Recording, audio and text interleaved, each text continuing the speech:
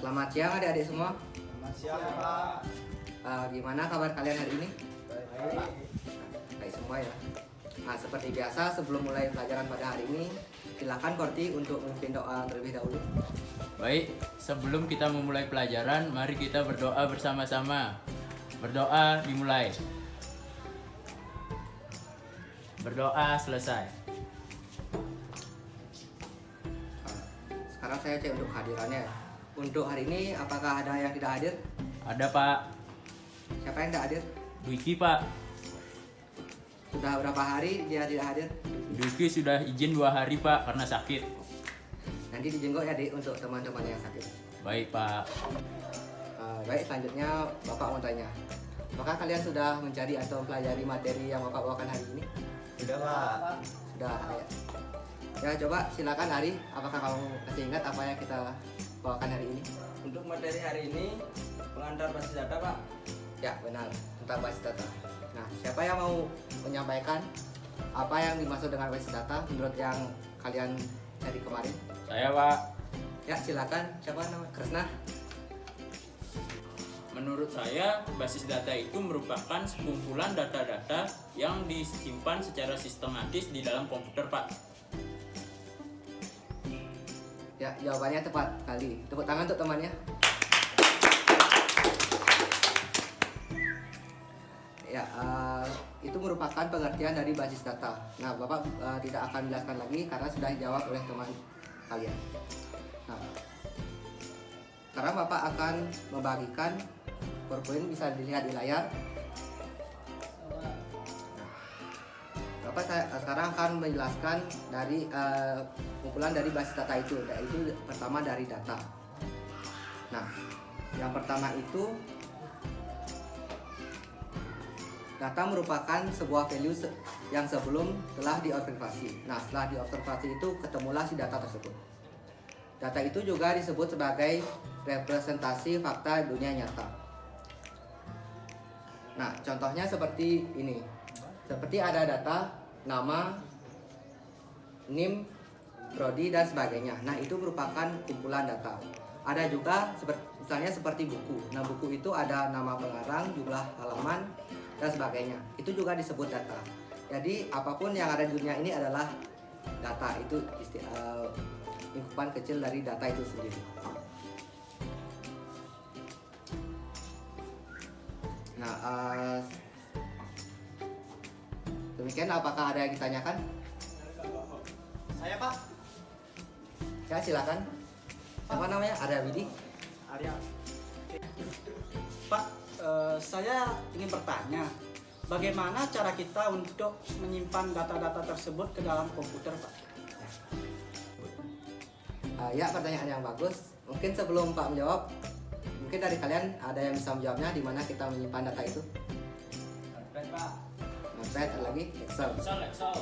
Ya, itu merupakan contoh kecil dari mana kita bisa menyimpan data di laptop ataupun PC kita. Nah, di Notepad itu misalnya kita mau menulis mau apa kita hari ini, itu juga bisa disebut data. Kita juga menulis atau membuat nama diri sendiri, orang lain, itu juga merupakan contoh kecil dari data. Data juga bisa dimasukkan di Excel ke dalam tabel atau kolom tersebut. Itu merupakan penjelasan sedikit dari Bapak. Oh ya, untuk HP-nya tolong di silent dulu ya, agar tidak mengganggu efektivitas pelajaran. Baik, Pak. Ya, makasih. Nah, untuk selanjutnya bisa dilihat gambar itu merupakan gambar dari lemari arsip. Nah, kita akan membandingkan sebuah basis data dengan lemari arsip tersebut. Jadi misalnya begini, lemari arsip itu kita ibaratkan sebagai lemari biasa. Kemudian lemari biasa itu kita berisikan dokumen-dokumen. Nah, begitu juga dengan basis data, sama dianalogikan sebagai lemari arsipan tersebut. Nah, tapi di dalam lemari arsip itu semakin banyak data nanti timbul sebuah masalah. Misalnya masalah kapasitasnya. Nah, jika datanya semakin banyak, maka ruangannya semakin sempit. Itu bisa juga menghambat untuk pengelolaan data. Nah, dan satu lagi, untuk masalah kecepatan. Nah, untuk kecepatan datanya semakin sempit ruangannya, maka kecepatan kita mencari sebuah data itu akan tidak efisien seperti sebelumnya. Nah, dan lainnya seperti keamanan, duplikasi dan sebagainya, banyak resiko yang bisa dialami. Sampai di sini paham? Paham, Pak. Baik, terima kasih. Sekarang Pak akan lanjutkan. Tapi dengan adanya basis data ini, kita juga mendapatkan solusi tidak seperti lemari arsipan tersebut. Nah, untuk solusi ini saya ingin adik-adik semua untuk membentuk kelompok. Nah, bentuk kelompoknya itu tidak jauh-jauh. Silakan untuk yang di samping saja untuk bentuk kelompok untuk berdiskusi mengenai solusi apa saja yang bisa kita dapatkan dari menggunakan database ini. Baik, Pak. Baik, silakan berdiskusi.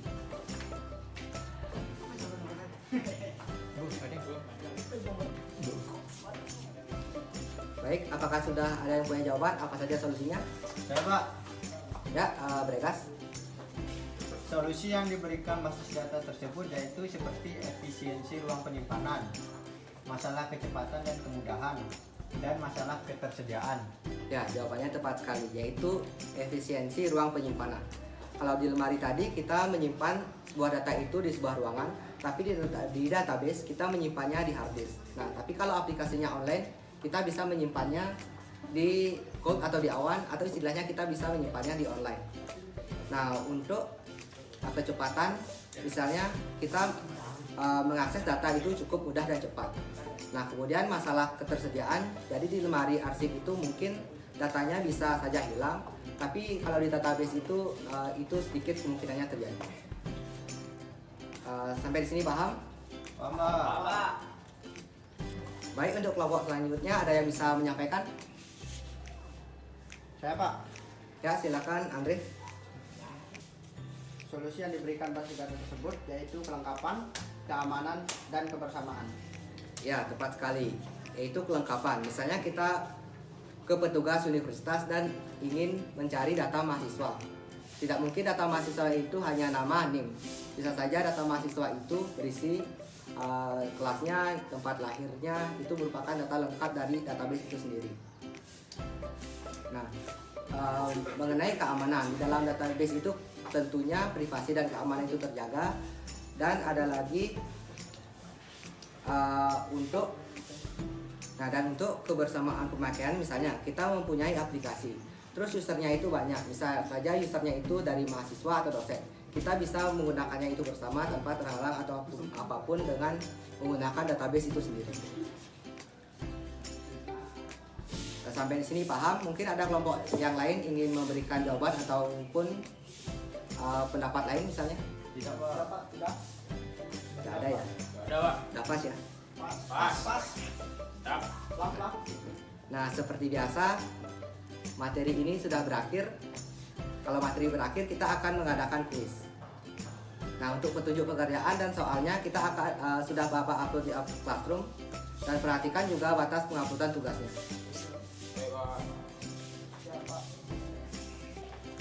Untuk kuis yang minggu lalu udah Bapak cek juga. Dan Kresna Wicaksana, kenapa tidak mengumpulkan tugasnya minggu lalu? Maaf, Pak. Kemarin tiba-tiba kuota saya habis, Pak. Padahal saya sudah mengerjakan tugasnya.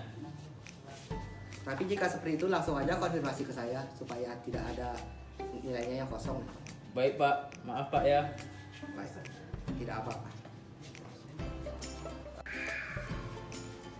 Baik, untuk pelajaran hari ini Bapak cukupkan. Jika tidak ada pertanyaan lagi, untuk Kordi silakan untuk berdoa untuk menutup pelajaran hari ini.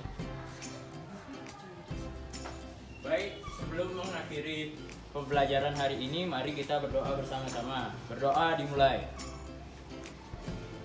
Berdoa selesai. Untuk pelajaran hari ini Bapak akhiri.